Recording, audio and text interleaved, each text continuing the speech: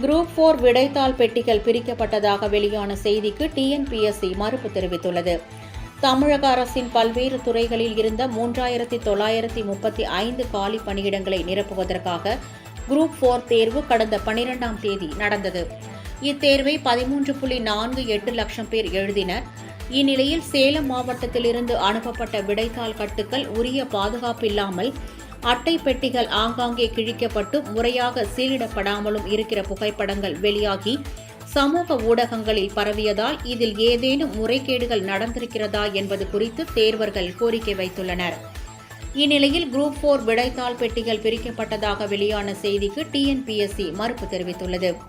அதன்படி group 4 விடைத்தாள்கள் trunk பெட்டிகளில் வைத்து சீல் வைக்கப்படும் என்றும் விடைத்தாள் தவிர்த்து மற்ற தேர்வு ஆவணங்கள் மட்டுமே அட்டை பெட்டியில் அனுப்பப்படும் என்றும் தெரிவிக்கப்பட்டுள்ளது. இருப்பினும் ஆவணங்கள் பிரிக்கப்பட்ட நிகழ்வு எங்கே நடந்தது என்பது குறித்து விசாரணை நடைபெறும் என்றும் டிஎன்பிஎஸ்சி கூறியுள்ளது.